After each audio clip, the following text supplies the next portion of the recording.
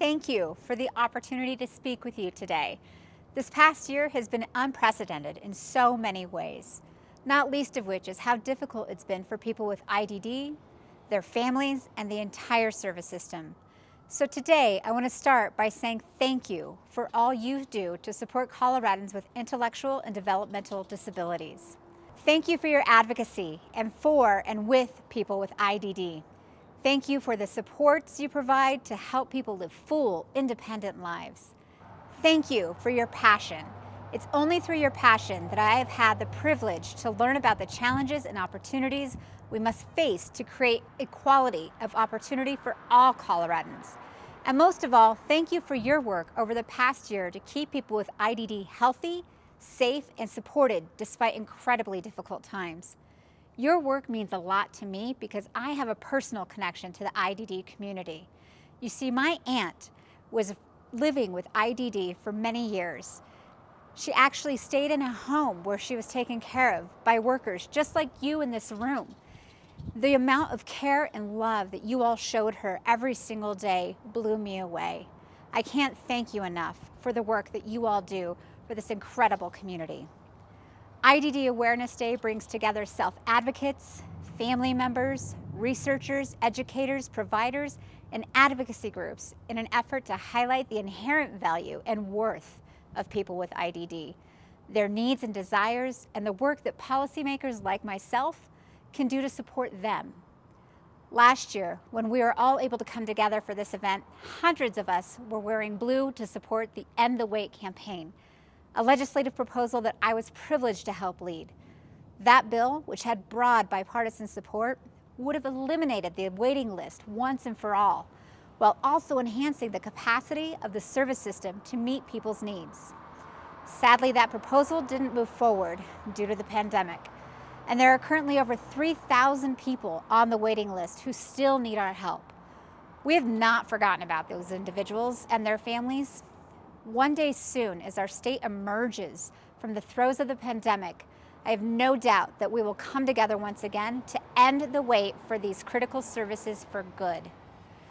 Despite the difficulties of the last year, times of crisis always serve to remind us of what is truly important. This year has been no different. As part of the Joint Budget Committee last year, my colleagues and I were grateful to be able to demonstrate our commitment to people with IDD by passing a budget that protected services during a year mired with difficult budget decisions. With the support of this community, we were able to stave off drastic cuts and ensure that thousands of people maintained or gained access to the services they need to live meaningful lives.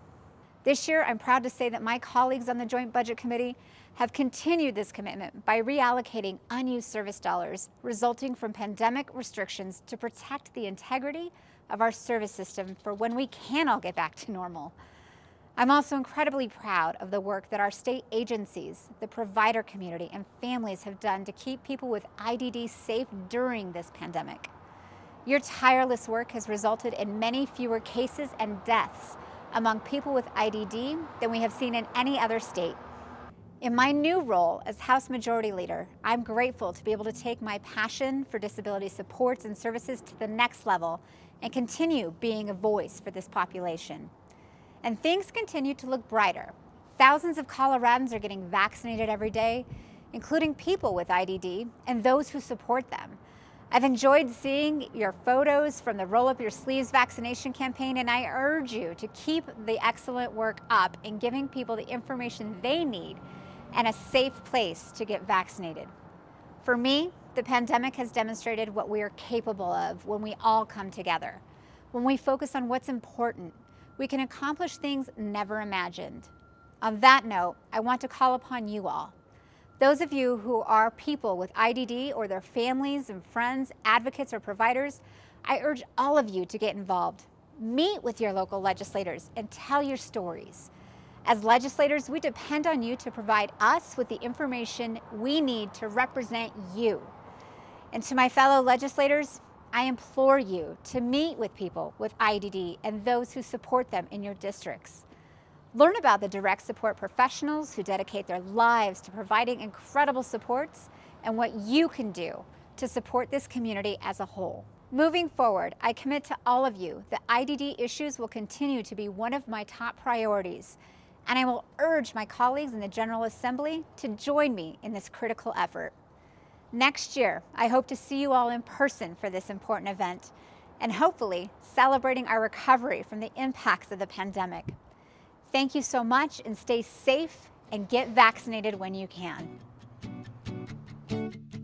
Hi, I'm Kathy Hinchen. I'm employed at Foothills Gateway.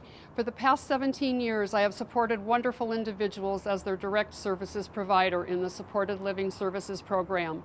The 6 great people that I currently provide SLS services to are unique, as is each DSP. I am proud of my employment and to be the Alliance DSP for 2020. The last 12 months have been challenging for the entire world. We have all had to adjust to changes brought upon us by COVID-19 and at least try to be flexible. The supports I provide have always been categorized and measured. I always strive to fulfill each and every hour that one of my individuals has in their yearly plan. Well, that sure has not been the case throughout the pandemic. Foothills Gateway supports me while I support my individuals. We have had the choice to meet with one another or not. I am fortunate that Foothills Gateway and the people I serve trust my decisions. During the confusion of the early months of the pandemic, Foothills Gateway stood strong, as always, in support of employees. Direct support providers received rate increases for all of our SLS services during this time, as well as planned pay when an individual could not be supported. I did and always do know that I am appreciated. Support for one another is as important as masks and hand sanitizer. Direct support is professional and personal for me. I leave home to go to work, but my time with my individuals does not feel that way. COVID has only reinforced this. As a DSP, my job is to provide, as best I am able, whatever my individuals need. We work together as a team on problems as well as goals. My workday takes place at many venues: my car, Walmart, a doctor's office, a dining room table, the drive-thru at a bank, Starbucks, or Wendy's. Time together has been less during the pandemic, but our relationships have grown. My SLS individuals have all stayed COVID-free, as have I. We have all been very careful, very mindful. We take our temperatures every day before our time together begins, and sometimes twice. 93.7 degrees cannot possibly be right. I also fill out a Foothills Gateway COVID-19 health questionnaire before work. Foothills Gateway asks that we wear masks while with each other, and my individuals sit passenger side in the back seat of my car. It makes conversation, which we enjoy, often difficult. What? Is asked a lot. Thankfully, our eyes can offer a lot of expression. The pandemic has shortened our time together, but not the quality. My superpower this past year has been my ability to explain and support my individuals through the pandemic. COVID gave us a smaller world, but at the same time a larger one. We found new ways to do old things and have learned that we can adapt. The superpower of the people I serve is that they teach me something every time I see them. I have encouraged them to pay attention to the news, and I happily answer questions that doing so brings up. Both COVID and the 2020 election provided much to talk about. Finding a way to explain something that is confusing to one of my individuals is a learning experience for me too, and one that I very much enjoy. It will be a happy day when there exists no wait list for IDD services. Spread the word, share your enthusiasm. It will take each and every one of us to end the wait. On that day, a DSP will embark on a new journey with an individual whose name just emptied the list, and the wait will be extinct. My name is Ashley Steinbach, and I am the mother of 2 incredible and strong-willed daughters. Ava Lee, who is 14, and Bree Lee, who is almost 7, are the best of friends, and I am often the third wheel on their party train.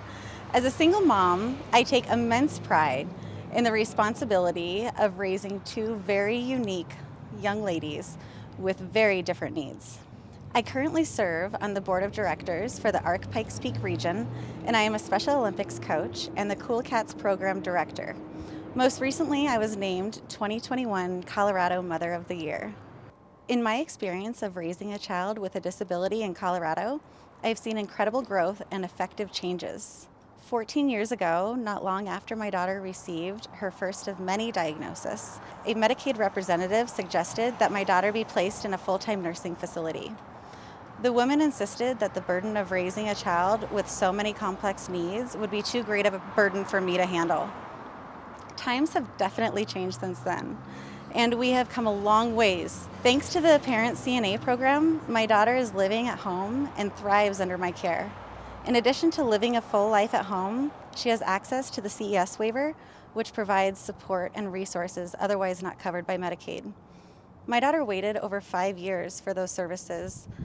Currently, there's not a waiting list. These resources and changes have been life-altering for so many families like mine. But the pandemic has taken its toll on all of us. Families with a loved one living with a disability are not an exception. By keeping our families safe, we are also becoming even more isolated. We are continuing to manage day in and day out care while trying to protect our loved one from suffering from this virus. Our families need to trust the individuals coming into our homes and caring for our loved ones, now more than ever. The many hats parents wear daily, especially during these times, we need all of the help and the support we can get. In order to have quality service providers, we need them to be provided with quality pay. Direct service providers are an extension of our families. These are the people we trust in our home and become a part of our lives. We entrust these professionals with everything that matters in our life, yet they're not being supported or compensated fairly or appropriately. I know I would not be able to be the mom or caregiver or advocate that I am if it wasn't for the help that I have received over the years. We're often told to listen to the experts, and I'm asking our legislators to do the same. Parents are leading experts in their child's diagnosis, and I want to encourage our legislators to continue to involve the families in the modification of waivers and the available services. As times continue to change, we need to allow for flexibility in order to continue to meet the family's needs safely. Families like mine implement modification and adaptation into their everyday lives. It goes beyond the IEP setting. We have modified our entire lives around our loved one, becoming experts in the field of quality of life. We've adapted to the diagnosis, we prepare, we research, we strategize, and we always find a way to persevere. So although this pandemic has been extremely hard for all of us, we'll fight through it, just like we have since the day our child was diagnosed. My hope is that together we can continue to persevere and make effective changes through the legislation for our families and our communities. This is a crucial time for all of us, and collectively it is our job to ensure that our vulnerable families are not left behind. Hi, I'm Julian Wang, the president of Speaking for Ourselves Colorado, treasurer of People First of Lerma County, self-advocacy resource, and fellow for the Technical Assistance Center, SARTEC fellow at the ARC of Lerma County. For the fellowship, I did research on people that were in the school system and figuring out the barriers to self-advocacy. As president of Speaking for Ourselves Colorado, I'm interested in increasing participation in self-advocacy in groups across Colorado, especially in remote areas. I think for the pandemic, the biggest thing, for the good, it's sort of, we know what we want and where we need, but the thing is, the hardest thing is asking for what we need and how hard it is, because it's sort of that reality of isolation, not be able to get out. Returning back to the community, I think the biggest thing is trying to figure out a way that we, speaking for ourselves and other self-advocacy groups, can be part of the table.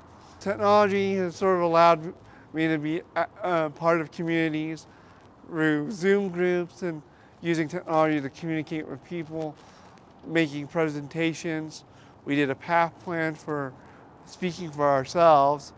I think that we can all agree that gathering and getting a vaccine help decrease the isolation and communication.